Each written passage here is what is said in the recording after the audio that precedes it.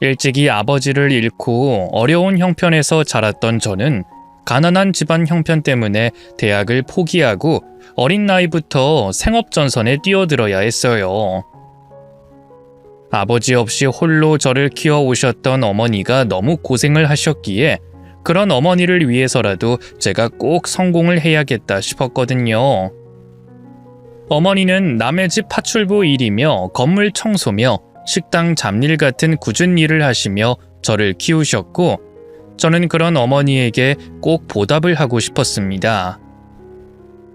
어차피 대단한 공부머리도 아닌 제가 대학에 들어가 봐야 크게 성공할 것 같지도 않았고 그래서 저는 대학 공부 대신 사회에 뛰어들며 인생 공부를 하기 시작했죠.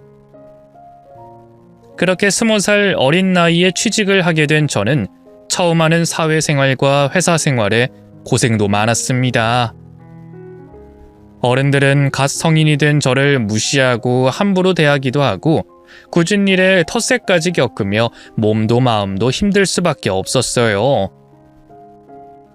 그럴 때마다 다른 친구들은 한창 술 마시고 놀러 다닐 나이에 이게 뭔 고생인가 싶기도 하더라고요. 하지만 일찍이 철이 들어야 했던 저는 저희 어머니가 그러셨던 것처럼 갖은 고생들을 참고 견딜 수밖에 없었습니다. 지금 당장은 고되고 힘들지만 참고 열심히 하다 보면 언젠가는 좋은 날이 올 거라 생각하며 열심히 돈을 벌기 시작했죠. 그렇게 막노동이며 공장 일이며 별별 일을 다 해본 저는 버는 대로 차곡차곡 돈을 모아갔습니다. 집에 생활비 가져다 드리고 가끔씩 어머니 영양제나 외출복이나 사드리고 나면 크게 남는 돈은 없었지만 쓸 거 안 쓰고 먹을 거 안 먹으며 점점 통장을 불려갔어요. 남들 쓸 때 못 쓰고 매번 참고만 사는 게 쉬운 일은 아니었지만 그렇게 돈을 모아가다 보니 돈 모으는 재미를 알게 되더라고요. 10,000원이 100,000원이 되고 100,000원이 100,000원이 되고 이러다 보면 언젠가 내 통장에 어마어마한 돈이 찍히는 날이 오지 않을까. 그렇게 기대와 희망을 품으며 저축을 이어나갔죠. 늘 참고만 사는 저를 보며 티끌 모아봐야 티끌이라며 니깎게 뭘 할 수 있겠냐며 저를 비웃는 사람들도 있었지만 그런 말을 들을수록 저는 사람들에게 더 제대로 보여주고 싶었어요. 언젠가 정말로 성공한 제 모습을 말이죠. 그렇게 아등바등 참고 견뎠던 20대를 지나며 어느 정도 목돈을 마련할 수 있었던 저는 피땀으로 모은 돈을 가지고 사업을 시작하게 됐습니다. 사업이라고 해봐야 거창한 건 아니고 작은 가게를 내는 것이었죠. 저렴하게 나온 월세 자리를 잡은 저는 그곳에서 첫 장사를 시작했습니다. 처음 차렸던 가게는 프랜차이즈 치킨집이었어요. 당시만 해도 치킨집을 하면 굶어 죽지는 않는다는 인식이 있었고 제가 가진 돈으로 딱 치킨집 정도 차릴 수 있었거든요. 20대 시절 갖은 아르바이트를 하며 호프집이나 치킨집과도 연이 깊었던 제가 선택하기 적당한 일이었죠. 그렇게 시작한 첫 가게는 다행히도 호황이었습니다. 프랜차이즈 이름값 때문인 건지 주문이 없는 날이 없이 잘 됐거든요. 장사가 잘 되는 게 기분 좋았던 저는 1년 365일 가게 문을 열었습니다. 문을 닫으면 쓰지도 않는 가게 월세가 괜히 아깝기도 했고 혹시나 쉬는 날인지 모르고 찾아주실 고객님께 죄송한 마음에 쉬질 못하겠더라고요. 그렇게 저는 요령 없이 한 번 쉬지도 않고 일만 하고 살았네요. 그렇게 바쁘게 일만 하고 살았던 덕분인지 저는 바라던 성공을 이룰 수 있었습니다. 몇 평 안 되는 프랜차이즈 치킨집을 시작으로 호프집을 차리며 이전과는 비교할 수 없는 큰 돈을 벌었거든요.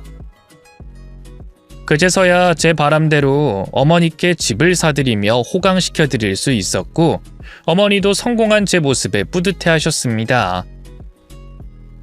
하지만 어머니에게 해드린 게 전부였을 뿐 저는 별로 달라진 게 없었어요. 보통이라면 버는 만큼 씀씀이가 커지는 게 당연한 일일 텐데도 저는 여전히 제게 인색했습니다. 돈 벌었다고 좋은 차를 사지도 않았고 비싼 옷을 입지도 않았고 안 하던 골프를 치거나 비싼 술값에 돈을 버리지도 않았네요. 그래서인지 제 가게가 잘 되는 줄 모르는 지인들은 제가 여전히 돈 벌 궁리하며 아등바등 사는 줄 알더라고요. 무시당하는 저를 걱정하는 몇몇 친구가 남들에게 무시당하지 않게 명품이나 외제차를 사라며 조언을 하기도 했지만 저는 그럴 생각이 없었습니다. 애초에 제 성공은 제 어머니와 저희 가족의 행복을 위했던 것이지 제가 사치를 하고 다닐 여유를 위해서가 아니었거든요. 거기다 돈을 써보려고 해도 쓸 여력이 없었네요. 호프집을 차리고 수십 명의 직원을 뒀음에도 저는 늘 바빴습니다. 규모를 키운 만큼 제 브랜드를 위해 더 열심히 살아야 한다 생각했거든요. 오랫동안 남의 가게에서 일하다 보니 별꼴을 다 봐서 그런지 잘 되던 가게도 한순간에 망할 수 있다는 걸 알고 있던 저는 제 가게 역시 그렇게 될지 모른다는 불안감이 늘 있었습니다. 그래서 저는 대형 호프집을 차리고 2, 3호점을 연달아 내면서도 마음가짐 하나는 그대로였죠.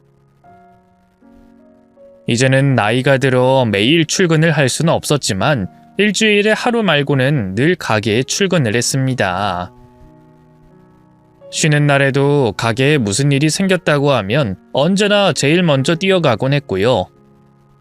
그리고 출근을 해서도 다른 집 사장들처럼 직원들에게 맡겨만 놓는 것이 아니라 1, 2, 3호점을 돌아다니며 홀서빙도 하고 주방 일도 하며 누구보다 열심히 일을 했어요. 그렇다 보니 직원들도 괜히 제 눈치를 보며 시키지 않은 일도 알아서 하게 되고 그럴수록 가게가 잘 굴러갈 수밖에 없었죠. 오늘도 별일 없었지? 별일이야 뭐가 있겠어요? 근데 사장님은 오늘 쉬는 날 아니세요? 왜 또 가게로 오셨어요? 내일 우리 신메뉴 시작하는 날이잖냐. 음식 준비해야지. 그걸 이 새벽에 하시려고요? 사장님, 오늘 쉬신 거 아니죠? 내일 메뉴 때문에 또 하루 종일 일만 하셨죠? 쉬는 날엔 그냥 푹 쉬시라니까 자꾸 왜 그러세요 정말. 티나? 아니 그냥 쉬려고 했는데 뭐 할 일도 없고 영 심심해서 말이야. 그러게 연애라도 좀 하시라니까요. 그 나이 먹도록 혼자 계시니까 쉬는 날 할 일이 없죠. 야, 왜 갑자기 디스를 하냐? 왜? 내가 갑자기 출근해서 니들 일 시킬까봐 그래? 저흰 진짜 걱정돼서 그래요. 사장님 나이도 있으신데 진짜 결혼 생각 없으세요? 누가 결혼 생각이 없어. 나 누구보다 결혼하고 싶은 사람이야. 근데 뭐 결혼이 나 혼자 하는 거냐? 나 좋다는 여자가 있어야지. 그런 분이 휴일에 집에서 메뉴 연구나 하고 가게 걱정만 하세요? 밖으로 나가시고 사람을 만나셔야 연애를 하죠. 사장님 계속 이렇게 가게 일만 하시다간 평생 독수 공방이에요. 제가 열심히 할수록 가게가 잘 될 거라는 생각에 너무 가게 일에만 매진했던 건지 저는 40이 다 돼가도록 결혼은커녕 변변히 연애도 해보지 못했습니다. 20대 어린 시절에는 직장 다니며 만난 여자친구들이 몇 있었지만 다들 결혼 생각까진 들지 않았고 결혼이 간절할 30대에 들어서는 제 가게 운영한다며 매여 있느라 누구를 만날 겨를이 없었네요. 하늘을 봐야 별을 딴다는데 제 일과는 늘 가게와 집뿐이었으니까요. 그렇다 보니 얼떨결에 40을 코앞에 두고 노충각이 되어 있었죠. 그래서인지 직원들 말처럼 저는 휴일에도 할 일이 없었습니다.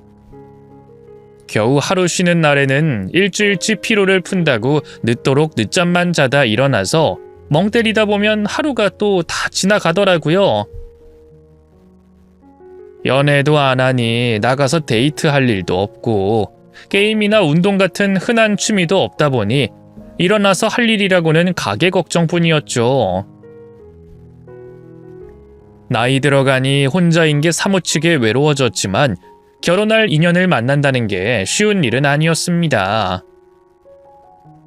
그렇게 여전히 혼자인 제 모습에 어머니께서는 늘 걱정이 많으셨죠. 너 요즘도 만나는 여자 없는 거니? 어머니 무슨 말씀이세요? 언제는 제가 만나는 여자가 있었어요? 전이나 지금이나 여전히 없죠. 이놈아, 그게 그렇게 허허실실 웃을 일이야? 얘가 아직도 철이 안 들었나? 네 애미 속 타는 소리는 안 들리니? 안 들려서 그러고 있는 거야?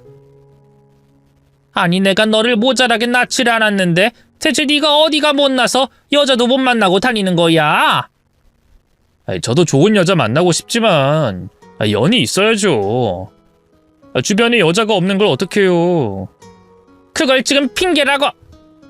아휴, 네가 누구 만나려고 노력이나 해봤고?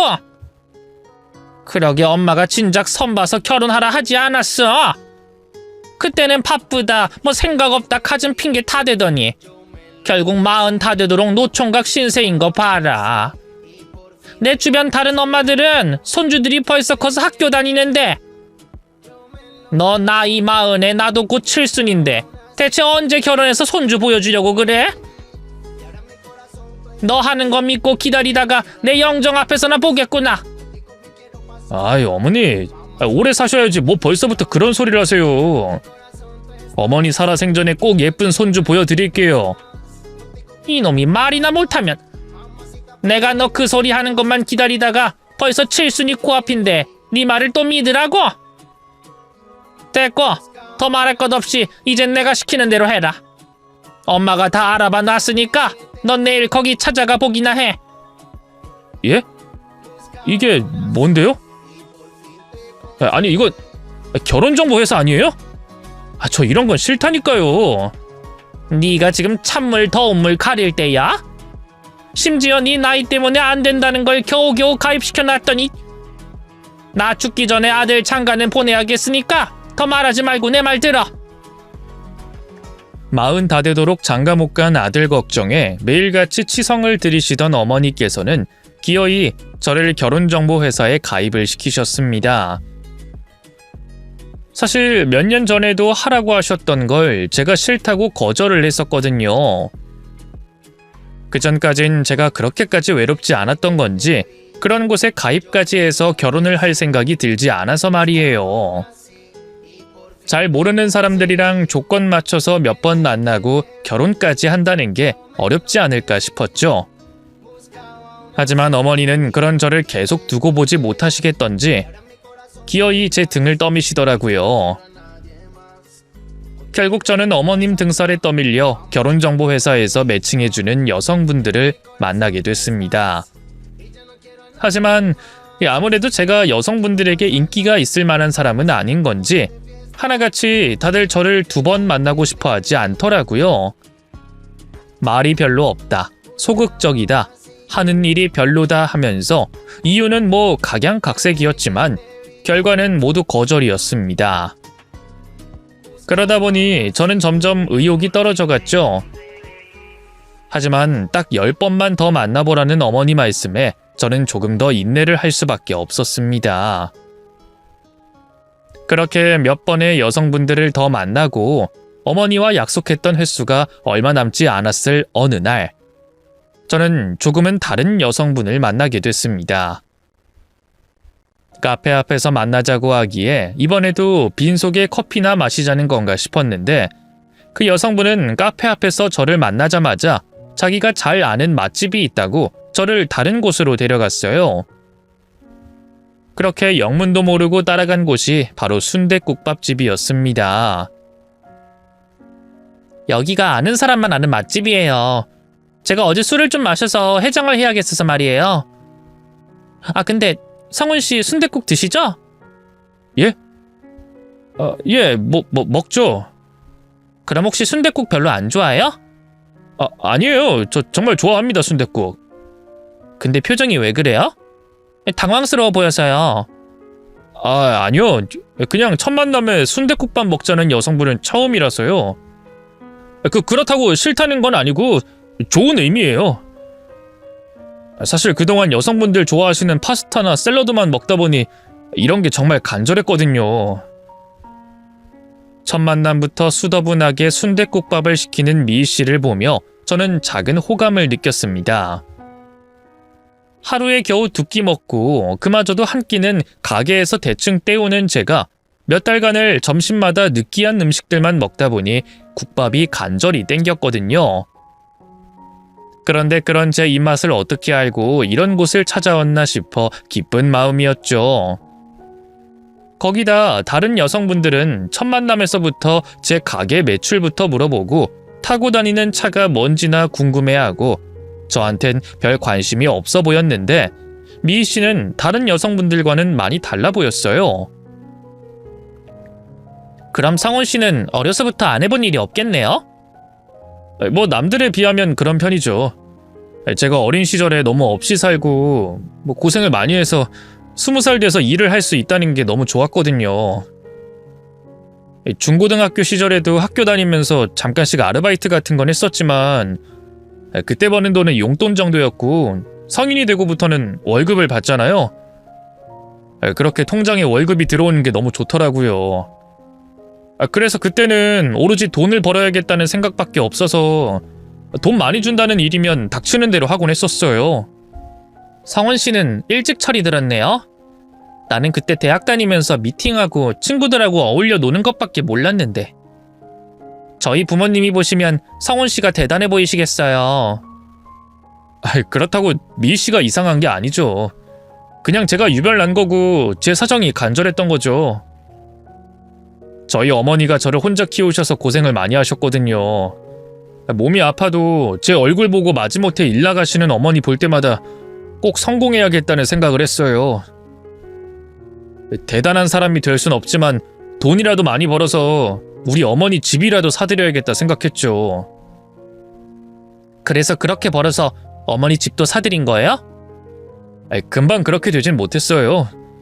집 사드린 건 호프집 차리고 나서였고 그 전까진 계속 고생만 시켜드렸죠. 20대 시절엔 돈 모으기만 하다가 30 넘어서 제 가게 차리면서부터 돈 벌기 시작했거든요. 그 덕분에 그동안 연애도 못하고 노총각 신세가 됐지만요. 에이, 요즘 다들 결혼 늦게 하는데 30대가 무슨 노총각이에요. 요즘 연예인들 보면 50 다 돼서 첫장가 가잖아요. 성훈 씨 정도면 노총각이라고 하기는 어렵죠. 연예인들은 관리도 그만큼 잘하고 하니까 저랑은 다르죠. 그래도 미희 씨가 그렇게 얘기해주니 기쁘네요. 제가 학벌도 떨어지고 나이도 많다 보니 미희 씨가 저 싫어하면 어쩔까 걱정했거든요. 저도 그렇게 어린 나이는 아닌데요 뭐. 남자들에 비하면 여자들한텐 아직 박하잖아요. 제 주변만 해도 30 넘어서까지 결혼 못한 친구들은 거의 없거든요. 저도 벌써 33이다 보니 다른 친구들은 다 결혼해서 아이 낳고 지내고 이젠 만날 친구도 별로 없네요. 저도 유학까지 다녀오지 않았으면 일찍 결혼했을지도 모르고요. 미희 씨는 대학을 졸업하고 유학까지 다녀온 인재였습니다. 그저 미술이 좋아서 미술사를 공부했다는데 그쪽 일이 워낙 취업이 쉽지 않다고 하더라고요. 그래서인지 한국에 돌아와서도 간간히 강사로 일하며 크게 돈벌이가 많진 않다고 했습니다. 그러다 보니 자연스럽게 결혼도 멀어졌고요. 하지만 사람을 만나는데 돈이 중요한 게 아니라고 생각했던 저는 그런 미희 씨가 아주 마음에 들었습니다. 나보다 가방끈이 긴 것도 좋았고 고상해 보이면서도 털털한 미희 씨가 매력적이었죠. 그렇게 저희는 첫 만남 이후로 몇 번이나 더 만남을 가지게 됐고 언젠가부터 자연스럽게 연애를 하게 됐습니다. 가게 일 때문에 늘 바쁜 제가 연애를 제대로 할 수 있을까 걱정이었지만 그런 저를 이해해주는 미희 씨 덕분에 저희는 짧은 시간 동안 수없이 만나며 서로를 빠르게 알아갈 수 있었어요. 그리고 그렇게 만난 저희 둘은 이듬해 봄에 결혼을 하게 됐습니다. 장인 장모님께서 저희 결혼을 서두르셨거든요. 아무래도 딸 가진 부모 마음에 걱정이 더 많으셨겠죠.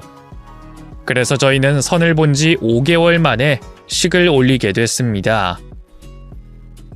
급하게 식을 준비하다 보니 서두르는 감이 있었지만 그래도 마냥 좋기만 했었네요. 하지만 시기가 맞질 않아서 신혼여행은 곧바로 떠나지 못했어요.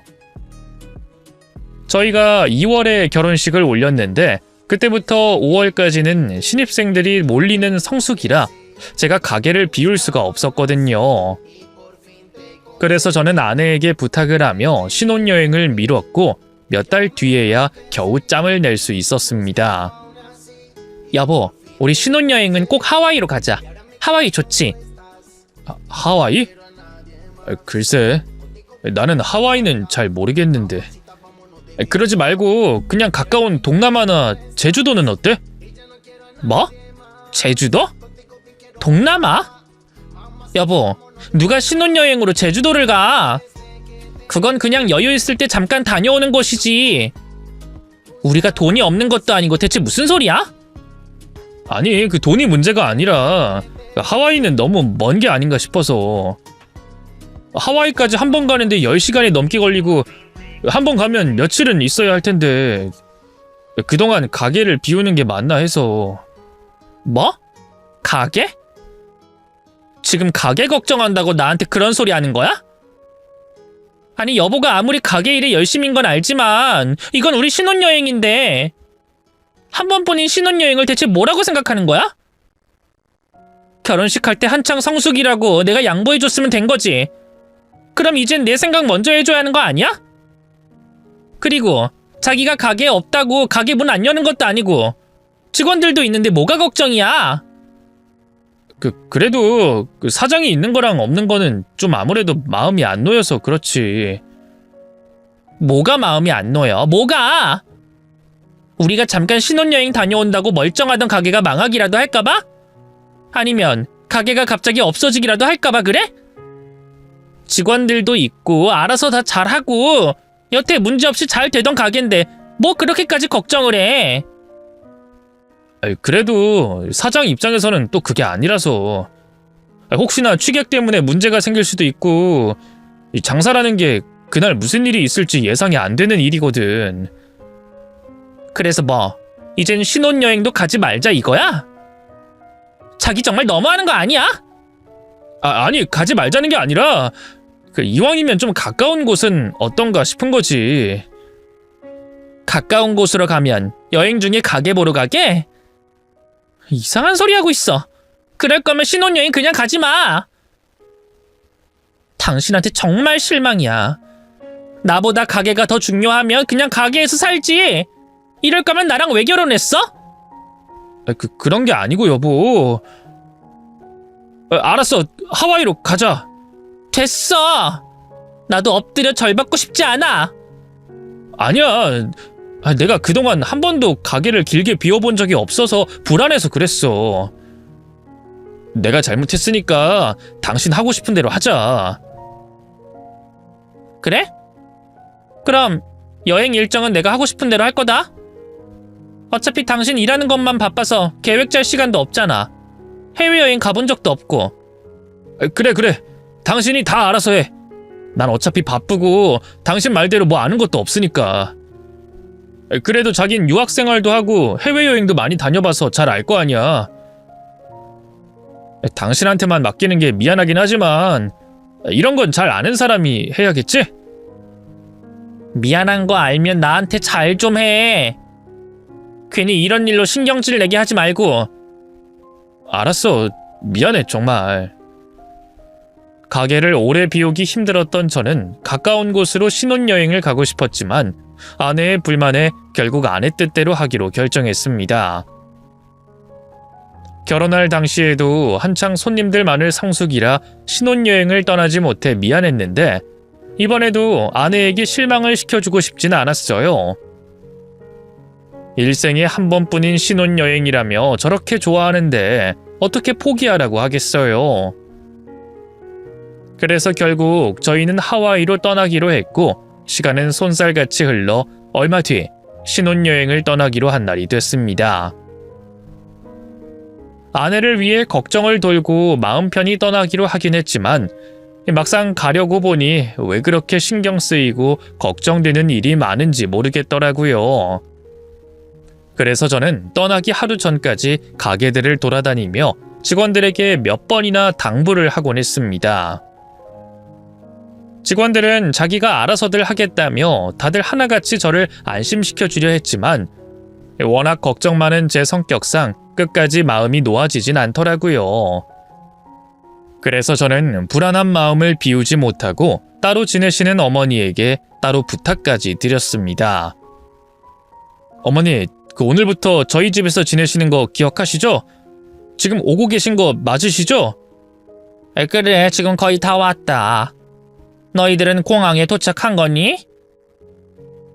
아휴, 어차피 가게 문은 저녁에 연다면서 뭐 벌써부터 이렇게 야단이야. 혹시 어머니가 잊으셨을까 봐서요.